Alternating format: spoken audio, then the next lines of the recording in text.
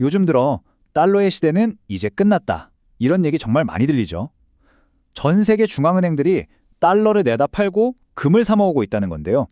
이게 그냥 뜬속물이 아니라 꽤 그럴듯하게 들리잖아요.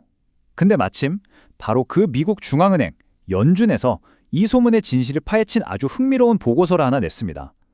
그래서 오늘은 이 데이터를 가지고 진짜 진실이 뭔지 한번 제대로 파헤쳐 보려고 합니다. 자, 바로 이런 헤드라인이죠. 중앙은행들 달러 버리고 금으로 갈아탄다. 이런 기사들 정말 심심치 않게 볼 수 있습니다. 이것만 딱 보면 와, 진짜 전 세계적으로 달러의 시대가 저물고 다시 금의 시대가 오는 건가? 이런 생각이 들 수밖에 없죠. 하지만 말이죠. 과연 이게 이야기의 전부일까요? 우리가 아는 그 스토리가 전부가 맞을까요? 자, 이제부터 진짜 데이터를 가지고 한번 깊숙이 파고들어 보겠습니다. 과연 데이터는 뭐라고 말하고 있을지 지금부터 시작합니다. 네, 첫 번째 섹션입니다. 새로운 골드러시. 도대체 왜 중앙은행들이 갑자기 다시 금을 사기 시작했는지 그 배경부터 한번 살펴보겠습니다. 사실 이 이야기가 아주 근거 없는 건 아니거든요. 자, 이걸 보시면요. 오랫동안 그러니까 1971년 브레튼 우즈 체제가 무너지고 나서 거의 40년 동안 전 세계 중앙은행들은 금을 계속 팔아왔습니다. 가지고 있을 이유가 별로 없다고 생각했던 거죠. 그런데 2008년 모든 걸 바꿔놓은 바로 그 사건이 터집니다. 네, 맞습니다. 글로벌 금융위기죠. 이걸 기점으로 완전히 분위기가 바뀝니다. 특히 신흥국 중앙은행들이 어마어마한 양의 금을 사들이기 시작한 거예요. 치로 보면 이게 더 확실해집니다. 보세요. 2008년 말에 전 세계 외환 보유고에서 금이 차지하는 비중이 고작 9%였거든요. 근데 지금은 16%까지 올라왔습니다. 거의 2배 가까이 뛴 거죠. 이건 정말 의미 있는 변화고, 그러니까 골드러시라는 말이 그냥 나온 게 아니라는 겁니다. 이건 진짜 현상이에요. 자, 그럼 이 탈달러 이야기에 판을 짜고 있는 주연 배우들은 과연 누구일까요? 헤드라인을 장식하는 바로 그 나라들 한번 만나보시죠. 네, 바로 이 세 나라입니다. 러시아, 중국, 그리고 튀르키예. 이 세 나라가 이 흐름을 완전히 주도하고 있어요.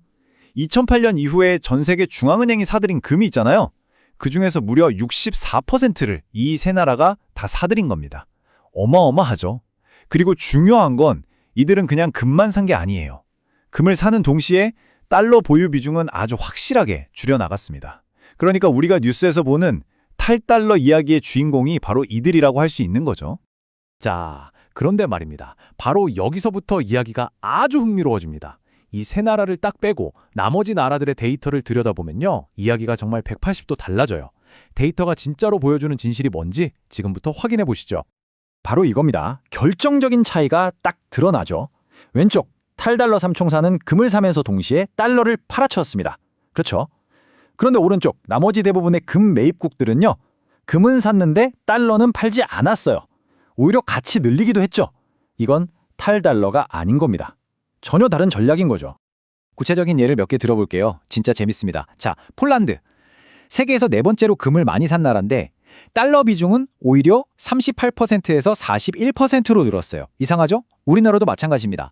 한국도 금을 샀지만 달러 비중은 잠깐 줄었다가 지금은 65%가 넘습니다.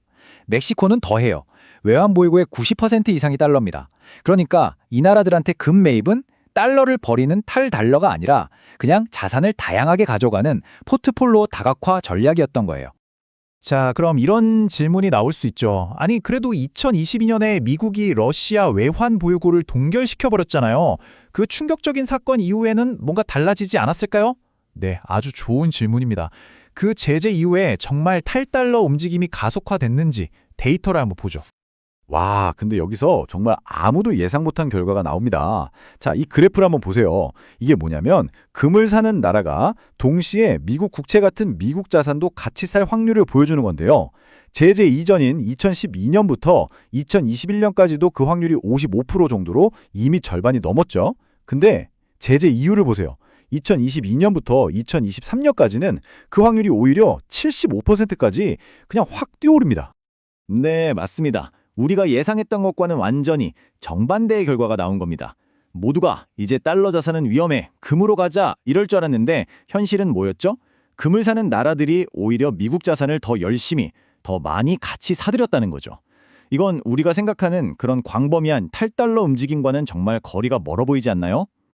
자, 그럼 마지막으로 이 질문에 답을 해보죠. 왜 금은 달러의 왕자를 차지할 준비가 아직 안 된 걸까? 금이 가진 근본적인 한계는 과연 무엇일까요? 어떤 통화가 달러처럼 기축 통화, 그러니까 세계의 돈이 되려면요, 크게 세 가지 역할을 아주 잘 해내야 합니다.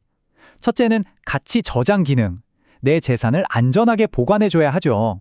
둘째는 교환의 매개, 이걸로 물건도 사고 거래도 할 수 있어야 하고요.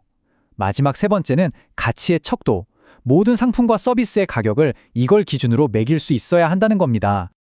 자, 이 세 가지 기준으로 달러와 금을 한번 비교해 볼까요? 바로 여기서 금의 결정적인 한계가 드러납니다. 첫 번째, 가치 저장. 이건 줄자 합격입니다. 달러도 금도 훌륭한 가치 저장 수단이죠. 체크. 하지만 두 번째, 교환의 매개? 이걸로 국제무역 대금을 결제하나요? 아니죠. 세 번째, 가치의 척도? 원유 가격을 금으로 표시하나요? 그것도 아니죠. 가장 중요한 나머지 두 가지 역할에서 금은 점수를 받지 못하는 겁니다.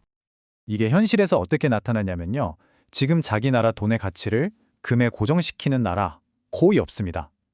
또 환율 방어를 위해서 중앙은행이 시장에 개입할 때 달러는 팔아도 금을 대량으로 파는 경우는 정말 드뭅니다. 오히려 금은요, 가지고 있는 달러나 유로 같은 다른 외환 보유고가 다 떨어졌을 때 정말 최후의 순간에 꺼내 쓰는 마지막 비상금 같은 자산에 더 가깝습니다. 자, 그럼 결론입니다. 오늘 우리가 살펴본 데이터가 말해주는 핵심은 바로 이겁니다. 지금 달러의 지위가 흔들리는 건 맞지만 이건 혁명처럼 하루아침에 무너지는 게 아니라는 거죠. 그보다는 은밀한 침식에 가깝습니다. 서서히 조금씩 깎여나가고 있다는 거예요. 그리고 확실한 건 그 달러의 자리를 금이 대체하기에는 아직 한계가 너무나도 명확하다는 겁니다. 그렇다면 이런 질문이 남습니다. 만약 금이 달러의 대체제가 아니라면 진짜 도전자는 과연 누구일까요? 어쩌면 달러의 패권은 우리가 생각지도 못한 전혀 다른 종류의 도전에 직면하게 될 수도 있지 않을까요? 자, 이 질문을 여러분께 남겨드리면서 오늘 분석은 여기서 마치겠습니다.